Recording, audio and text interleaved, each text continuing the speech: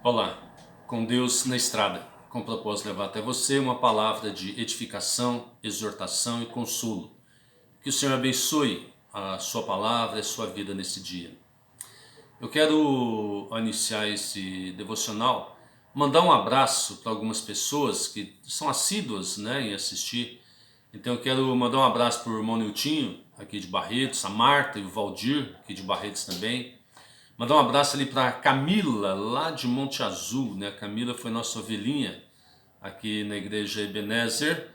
Também o Valdeilson e a esposa, lá de Cuiabá, né? Estamos orando pelo casal, por ele especialmente. Também quero mandar um abraço para a Cida Assen, lá de São Paulo.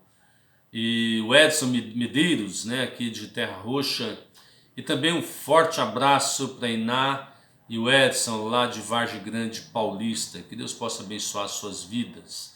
Eu quero começar lendo a Gênesis, capítulo 2, versículo 24, que diz: por essa razão, o homem deixará seu pai e sua mãe e unir-se-á à sua mulher, e eles serão uma só carne. Gosto desse texto, onde diz deixar o homem, seu pai e sua mãe. Há dois problemas que normalmente acontecem em casais, recém-casados principalmente, e se não forem corrigidos, eles se estendem para a vida toda, né? Um deles é aquela reclamação, né? Que muitas vezes esposa ou esposo diz, né? Ele vive à sombra dos meus pais, né? Um dos problemas sérios no casamento é quando o casal se casa e ao invés de terem a sua vida particular, terem a sua vida a dois, eles começam a viver à sombra dos pais. Então, isso é complicado, porque sempre quando os pais estão pagando todas as despesas, de uma forma inconsciente, eles se sentem meio dono do casal, entende? Eles se acham dono do casamento do filho ou da filha. Então, isto é inevitável. Então, deixar pai e mãe, quando nós vemos que isso citado em Gênesis 2:24, também tem implicações financeiras. Então, quando um rapaz ele decide casar-se, é porque ele entende que está maduro o suficiente para assumir compromisso com responsabilidade. E isto inclui a parte financeira do projeto. É maturidade financeira. Esse é um dos requisitos muito importantes no casamento. É o homem ter maturidade financeira, o casal ter maturidade financeira, capacidade para sustentar o seu casamento. Eu particularmente, eu não sou contra o pai ajudar os filhos quando necessário. Eu não sou contra isso. E aliás, eles devem ajudar. Porém, isso não pode ser uma regra, tem que ser uma exceção.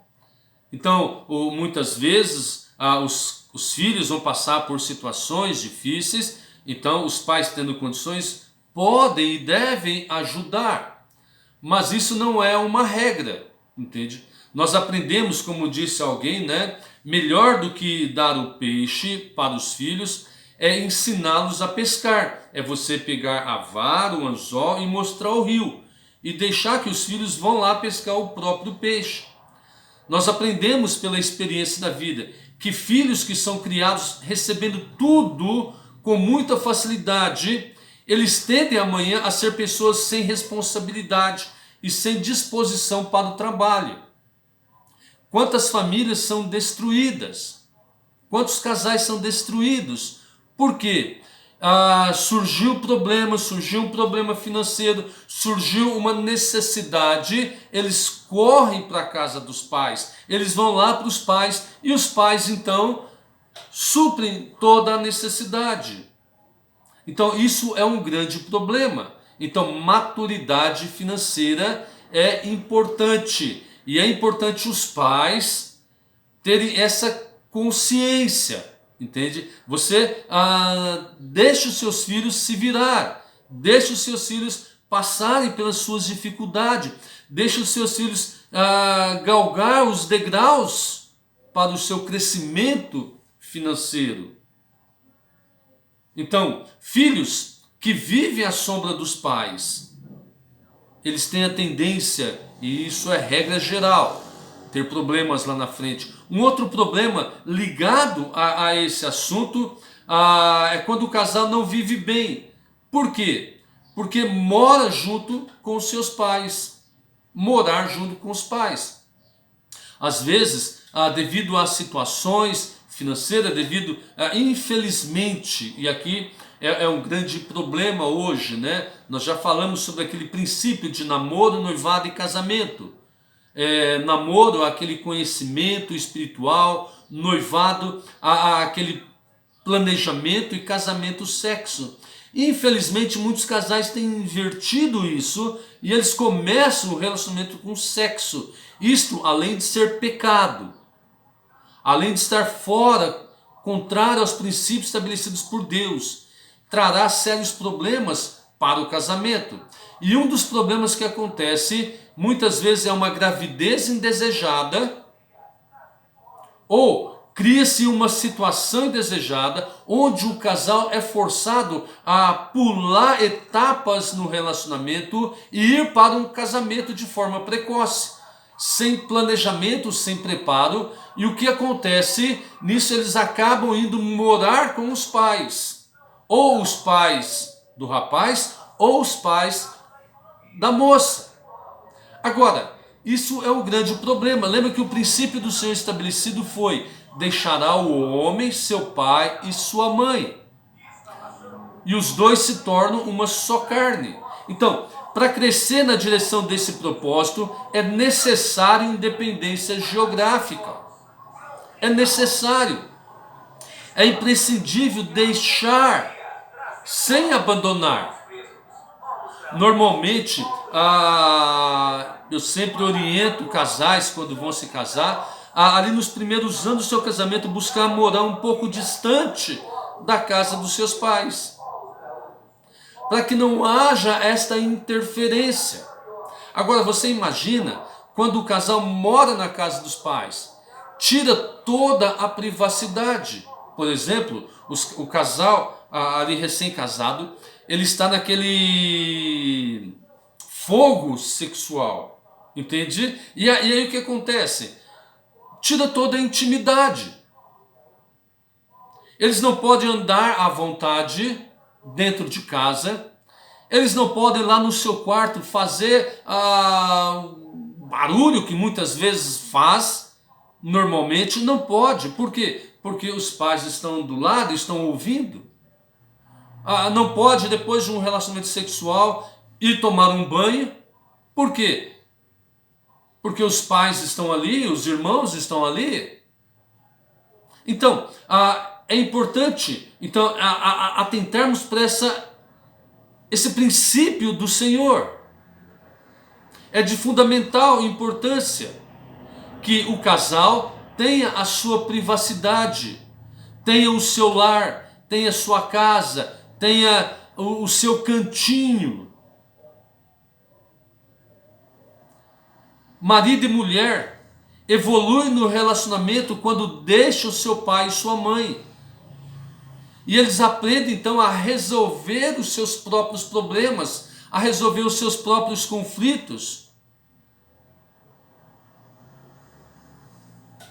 Então muitos problemas no casamento seriam resolvidos se simplesmente casais atentassem ao que Deus estabeleceu: deixará o homem seu pai e sua mãe, e serão os dois uma só carne. Então viver à sombra dos pais não é bom.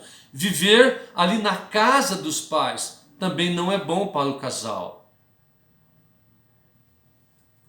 Normalmente, nós pais sofremos muito com isso.